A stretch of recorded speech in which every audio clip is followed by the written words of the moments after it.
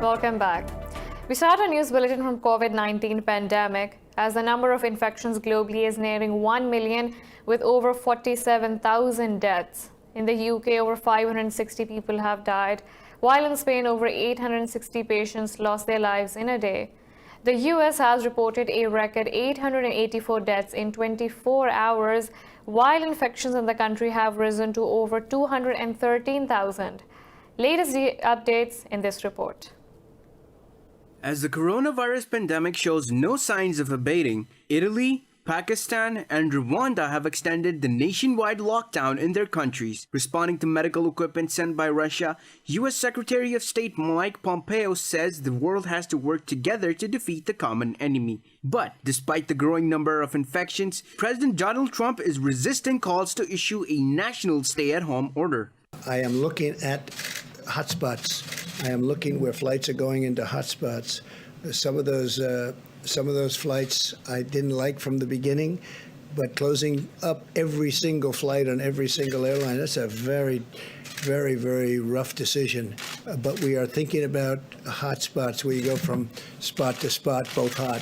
In the Philippines, President Rodrigo Duterte has threatened to issue shoot-at-sight orders if anyone violates the month-long lockdown. With the virus infecting 205 countries and territories, the World Health Organization has voiced deep concern about the rapid escalation. Over the past 5 weeks, we have witnessed a near exponential growth in the number of new cases, reaching almost every country, territory, and area. The number of deaths has more than doubled in the past week. In the next few days, we will reach 1 million confirmed cases and 50,000 deaths. The coronavirus has been reportedly traced to a market in China's Wuhan that sold wild animals such as pangolins and civet cats. To prevent such incidents in the future, the southern Chinese city of Shenzhen has permanently banned the eating of wild animals. In a related development, Pakistan and the European Union have agreed to evolve a joint strategy to tackle the coronavirus pandemic by promoting mutual cooperation. In a telephonic conversation with counterpart Josep Borrell, Foreign Minister Shah Mahmood Qureshi appreciated EU's efforts to formulate a coordinated response. He also highlighted a shortage of medical essentials in occupied Kashmir due to India's lockdown since August 5th. Qureshi expressed hope the EU will support Pakistan's proposal in restructuring loans for developing countries to help them tackle the pandemic. Borrell said debt rescheduling of the developing countries is high on the EU's agenda. Pakistan has reported 252 infection cases in 24 hours, taking the toll to nearly 2,300. Across the country, 107 have recovered, while 31 have died so far. The government has extended the lockdown till April 14th. In India, the Hindutva ideology and radicalism have turned COVID-19 pandemic against Muslims. Indian media and BJP politicians are blaming a Muslim organization's gathering in Delhi for the spread of the virus in the country. A report negates the accusations that the Tablighi Jamaat was the only responsible. It said authorities did not declare virus health emergency at the time of the gathering. It said the organization took permission beforehand and informed the police. Meanwhile, the 21-day lockdown has worsened the condition of workers as they face hunger challenge. While millions of workers travel to their homes, numerous are left behind with no income or food. There are so far 58 deaths from the virus and nearly 2,000 infections across the country. Moving on to Afghanistan, where the Taliban say they have not pledged a ceasefire over the coronavirus pandemic. Spokesperson Zabiullah Mujahid said the group is ready to suspend fighting in their controlled areas if they are hit by the outbreak. But the spokesperson clarified that his statement should not be interpreted as a ceasefire. Earlier, the Taliban said they will guarantee the security of health workers traveling to their areas to prevent the virus spread. Meanwhile, Afghanistan's health ministry has reported 239 total coronavirus infections, with 2 new cases in the last 24 hours. The ministry said capacity of health facilities in the country will be increased to 1,000 tests a day by the end of this week. U.S. President Donald Trump has warned Iran against any attacks on American troops in Iraq.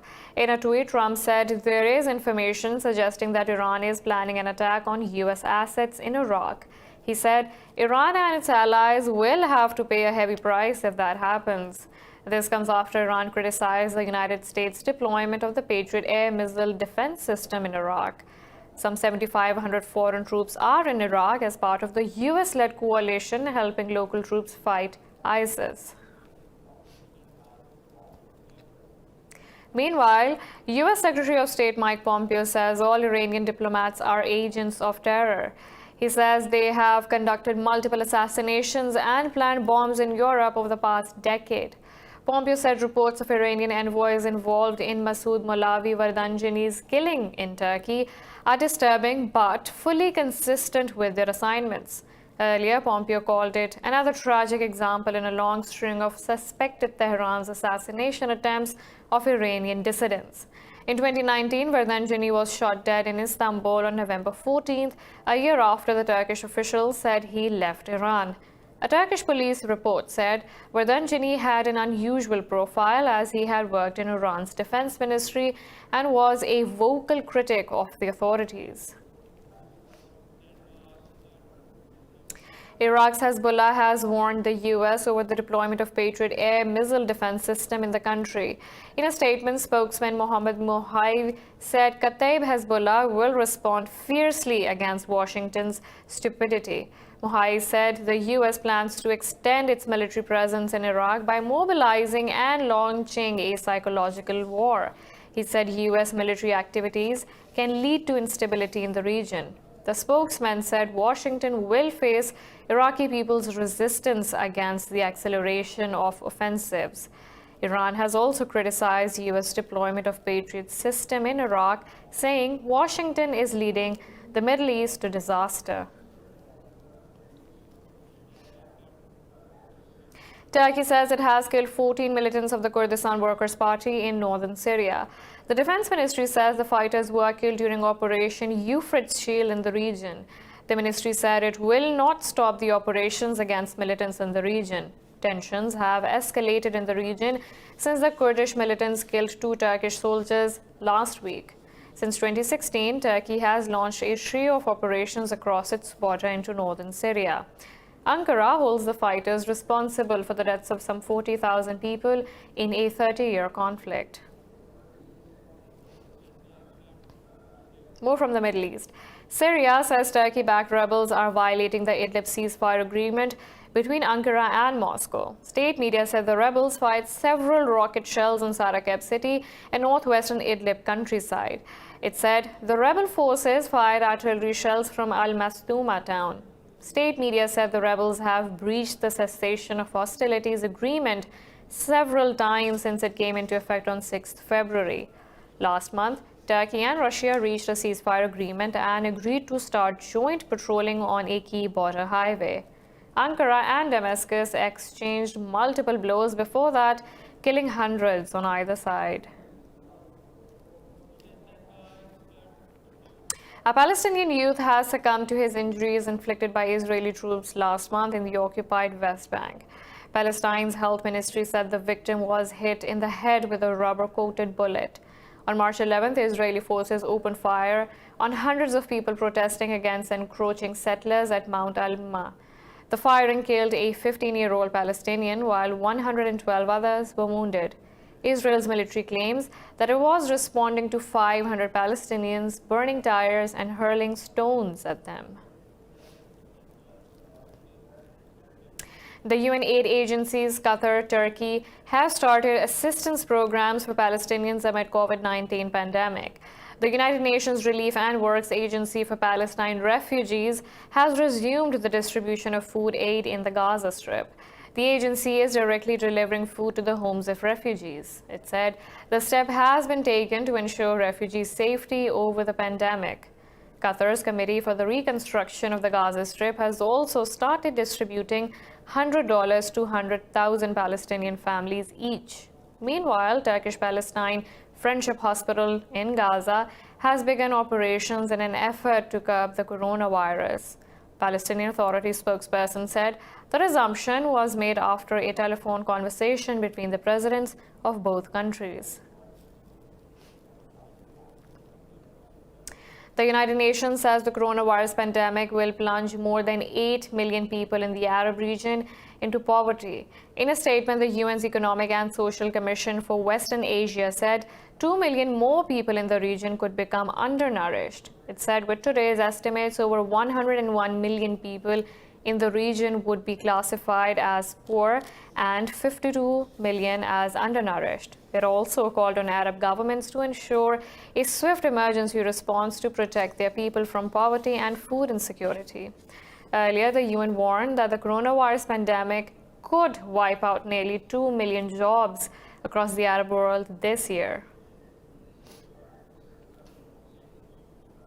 Libya's High Council of State has expressed concerns over the EU's new naval mission to enforce the UN arms embargo. In a statement, the Council said the EU's insistence to monitor activities in the sea raises suspicion over the real motives behind the operation. The Council called on the government to demand a clear explanation from the EU over its double standards. Meanwhile, the EU said Operation Irene will implement the embargo through the use of aerial, satellite, and maritime assets. The naval mission will be able to carry out inspections of vessels on the high seas off the coast of Libya. Guinea's President Alpha Conde's party has won more than two-thirds of the seats in legislative elections held on March 22nd. Guinea's Electoral Commission says the main opposition party had boycotted the polls. The commission said Conde's ruling party, Rally of the Guinean People, won 79 of 114 National Assembly seats. The government also declared victory in a referendum held on the same day on changing the constitution. The opposition boycotted the referendum, saying President Alpha Conde will use it to seek a third mandate. The legislative elections were marred by violence, with scores of polling stations ransacked. The opposition has demanded a UN inquiry into the alleged police violence. Over 5,000 European doctors have launched a drive to evacuate thousands of migrants in overcrowded camps in Greece amid coronavirus outbreak. Dutch doctors Steven van der Pfeiffer and Saint van der Kooi, who had offered their services in the Moria camp, proposed the initiative SOS Moria. The initiative calls on the leaders of European governments and of European Union to immediately bring refugees to safety. Van der Pfeiffer warned thousands of people will die if the detention center is not evacuated. Over 20,000 refugees are living in the camp at the moment, which was designed to accommodate only 3,000. Meanwhile, German activists are collecting funds to airlift refugees and migrants from the Greek islands to Berlin. We have a lot more coming up right after this short break, so stay tuned.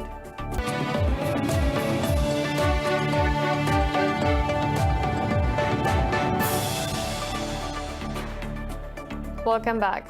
In more news from the world, NATO foreign ministers will meet virtually today to discuss the measures to counter the coronavirus pandemic.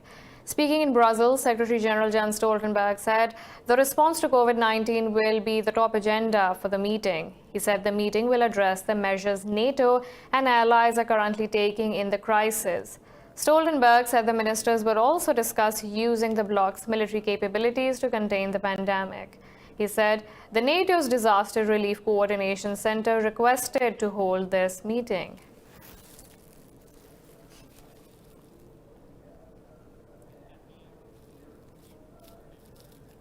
The United States has deployed its latest warplane, the F-35, to the Philippine Sea for a training exercise. Indo-Pacific Command said the stealth fighter jets were armed with GBU-49 laser-guided bombs. The command said amphibious assault ship USS America is carrying the F-35s. The Pacific Marines did not specify the number of aircraft deployed for the routine training drill. This comes amid tensions between the US and China regarding international maritime navigation, especially in the South China Sea. Washington deems it its freedom of navigation in the region, while Beijing claims its right to impose restrictions over its waterways. Venezuela has severely criticized a U.S. plan to double up military resources in the Caribbean. Earlier, Trump announced to beef up U.S. military assets to deal with the growing threat of drug trafficking. President Nicolas Maduro said the U.S. is trying to divert attention from its struggle with the novel coronavirus pandemic. Maduro said U.S. President Donald Trump and his administration are trying to create an escalation, but they will fail. Venezuela's communication minister, Jorge Rodriguez, said Washington trying to divert attention from humanitarian crisis in the U.S. The government of the Bolivarian Republic of Venezuela forcefully rejects the statements made by Donald Trump, his Secretary of Defense, his Attorney General, and other officials of his security team in a desperate attempt to divert attention from the tragic humanitarian crisis that the country is experiencing as a result of the erratic management by its authorities regarding COVID-19. They intend to insult Venezuela with slander and threats. Meanwhile, in South America, the death toll from the novel coronavirus pandemic is continuing to rise. Brazil is the region's worst-hit country with 244 deaths and over 6,900 confirmed cases. Despite the rising fears, Brazil's President Jair Bolsonaro has been at odds with his cabinet and state governors over imposing strict quarantine measures. In Ecuador, government has set up temporary morgues as the country struggles to contain the virus that has killed 98 people so far. Meanwhile, Colombia remains under a nationwide lockdown since March 24th and has more than 1,000 confirmed cases. So far, there are 47 deaths reported in Peru, 37 in Mexico, 33 in Argentina, while 16 people have succumbed to the disease in Chile. In Africa, of 54 countries, only 5 are yet to report a case of new coronavirus. Data from Johns Hopkins University reports more than 200 deaths from the infection in the world's second most populous continent.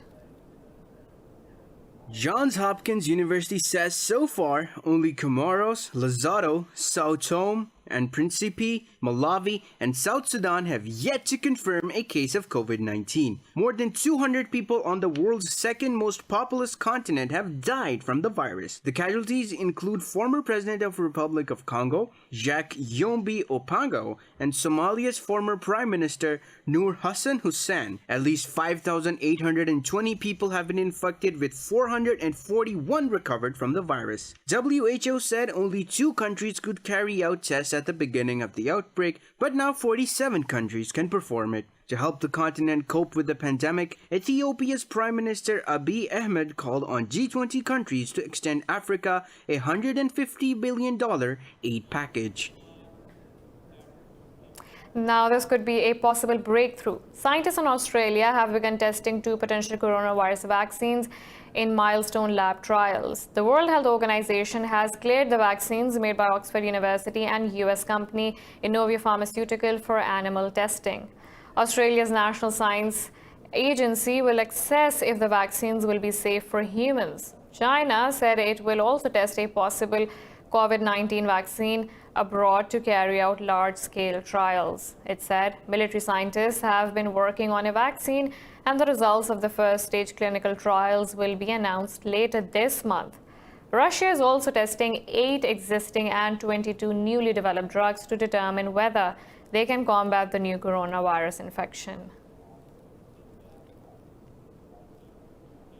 Emmy and Grammy-winning musician and songwriter Adam Schrager has died in the U.S. after contracting the coronavirus. He was 52 years old.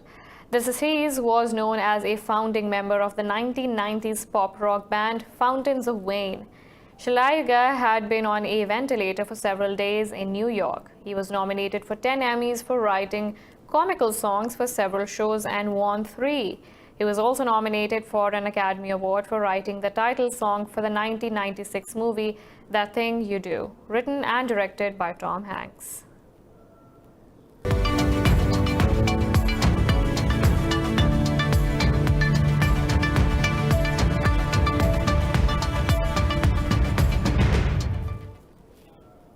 The UN Department of Economic and Social Affairs says the global economy could shrink about 1% in 2020 due to coronavirus pandemic. The body says world output can contract further if restrictions on economic activities extend to third quarter and fiscal responses fail to support the market. The report said revenue loss will result in a higher unemployment rate. It said a supply-side shock will be transformed into a wider demand-side shock for the economy. Meanwhile, Eurozone manufacturing economy contracted sharply in March. Economic activity in the US has returned to contraction territory in March with a negative trajectory. US President Donald Trump says Russia and Saudi Arabia should settle their feud over oil production, which has caused historically low prices. After negotiations between Russia and other OPEC states failed, Riyadh started offering discounted oil to certain Western states. Oil prices have further plummeted to levels not seen in decades, with West Texas Intermediate selling it for $21.38 a barrel. Price of Brent crude has also fallen to $24.74 a barrel. President Trump said the U.S. does not want to lose its great oil companies. So I think that Saudi Arabia, Russia, they're negotiating, they're talking, and I think they'll come up with something. I'm going to meet with the oil companies on Friday. I'm going to meet with independent oil producers also on Friday or Saturday, maybe Sunday. But we're having a lot of meetings on it. I think I know what to do to solve it. But if they're unable to solve it, then I think I know what to do to solve it. European stocks have edged higher as markets react to an expected deal between Saudi Arabia and Russia to end their oil price war. The energy sector has picked up the overall trend as investors witness fresh rally in underpriced stocks. London's FTSE 100 has gained about 0.75% as oil giant BP stocks surged about 5%. CAC 40 in Paris is trading over 0.5% higher. Frankfurt's DAX is trading fractionally higher. In Asia, Seoul's Kospi gained over 2% higher, while Shanghai Composite closed over 1.5% higher. Nikkei 225 traded over 1% lower as shares of index heavyweight fast retailing slipped about 2.5%. Meanwhile, international benchmark Brent crude oil price is trading over 8% higher.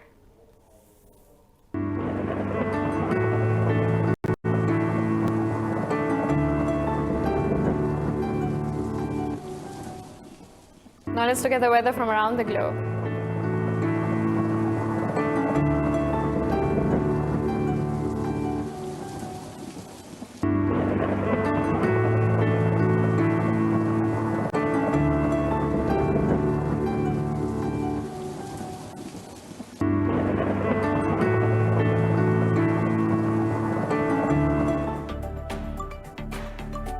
This is all for now. For the latest updates, you can follow us on social media at indus.news.